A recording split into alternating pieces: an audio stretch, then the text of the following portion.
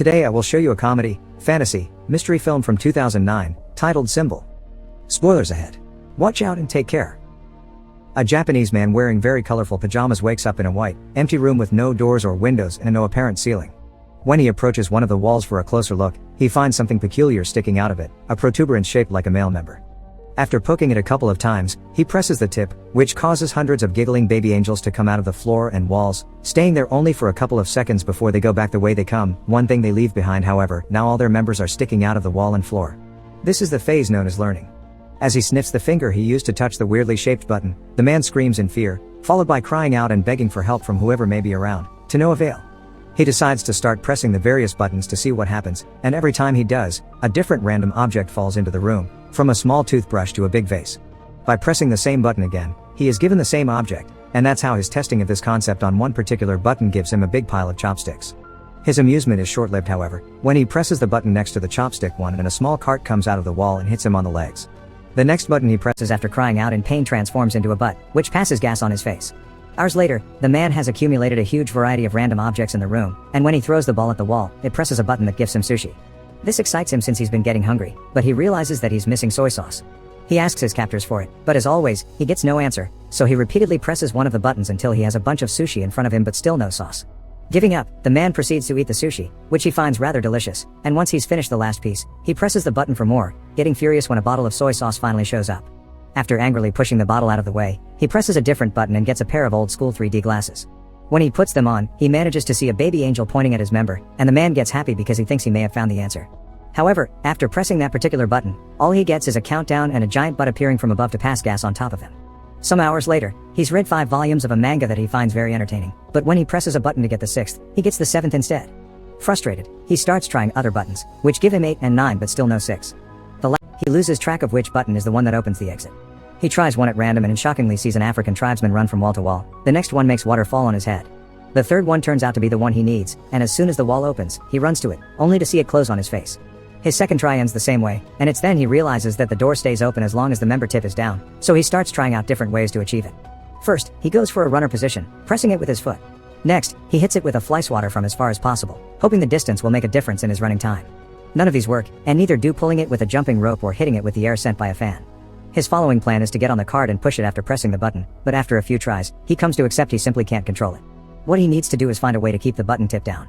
He puts the huge vase on top of it, but the button manages to stick back up again, so the man reaches the conclusion that he needs to fill the vase to make it heavier. First, he tries the water button, but it's pointless. No matter how hard he tries to redirect the water, it only falls on him and nowhere else. His next attempt involves filling the vase with sushi, but it begins to use chopsticks and remove a bunch of sushi piece by piece. Moments later, once he's removed enough, he manages to barely pick up the vase, so he does exactly that and takes it closer to the buttons.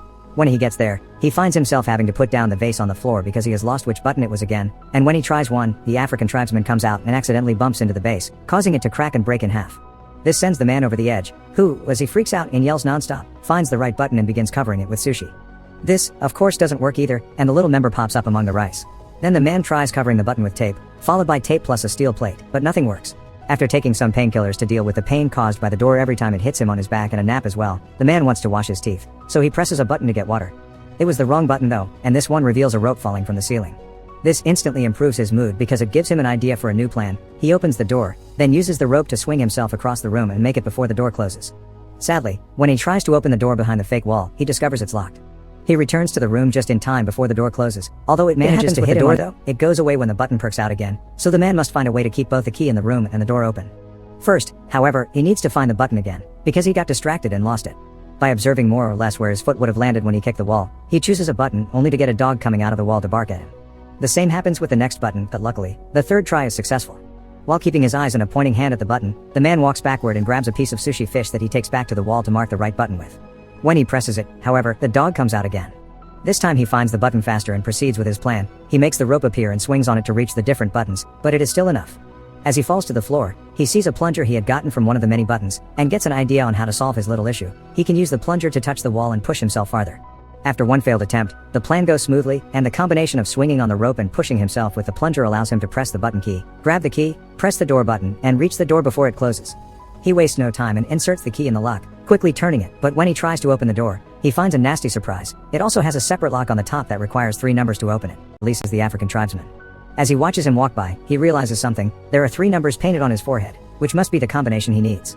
Since the time behind the door is limited, the man goes through the process of doing the whole swinging on the rope and jumping deal 3 times, 1 for each number to be put in. The 3rd time, he stays there and opens the door, which is a bit stuck and he has to push extra hard to open it. When he finally manages to do so, the piece of wall behind him closes, leaving him trapped and without enough room to finish opening the door. Devastated, the man sits on the floor and starts crying, remembering all the fun he had with the objects he had gotten from the buttons. He had been locked there too, but at least he had room to move and entertainment, and now he realizes he didn't appreciate what he had while he could. Suddenly, he feels a breeze on his face coming from the left wall. As soon as he touches it, he finds a crack that indicates it's a fake. He wastes no time and pushes the panel open before running out of there, soon reaching a mysterious hallway floating in a pitch-black area. It feels like he spends an eternity running towards an exit, and when he finally makes it to a room, his hair is longer and the colors of his pajama have faded. This room is also empty and the door he uses closes as soon as he enters, but instead of baby angels, here there are adult ones. Little Antonio's family is worried because the father, a wrestler known as Escargot Man, is behaving more taciturnly than usual.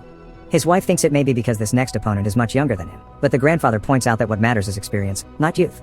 Escargot Man is picked up by his daughter's sister Karen on her truck and she drives him to the wrestling ring so he can start getting ready early, which includes changing clothes and praying to the Virgin. At school, Antonio is being bullied by his classmates for betting on Escargot Man, calling him a weak loser. As the time for the match to start approaches, Sister Karen takes her van again and picks up Antonio and their grandfather to take them to see Escargot Man in action. Karen doesn't stay though, and Antonio and his grandfather find some of the last seats for themselves right before the show begins. The first team that enters the ring are the Northern Tough Ones, formed by Super Demon and Tequila Joe. Then Escargot Man and his partner Silver Eagle come in under the team name Kiss Me A Lot.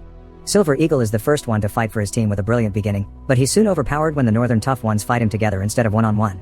They keep gesturing at Escargot Man, asking him to join the fight, but he refuses to do so until Silver Eagle pulls a trick to make Super Demon and Tequila Joe hit each other, allowing him to escape. Escargot Man is quickly overpowered as well. But just when his opponent is about to hit him with a chair, the man in the mysterious room presses a member button and causes Escargot Man to knock out Silver Eagle, the referee, Antonio, and even the bell. Seeing no results, the man starts trying out different buttons. One causes the singer of a metal band to breathe fire above his audience during a concert in Los Angeles. The other makes a Russian magician fail his trick when he tries to make his assistant disappear, and the third one makes a man in China bark at his own dogs. The man is about to give up when he sees some light coming from above and notices that unlike the last room, here there is no ceiling and he can see the angels flying around in the distance.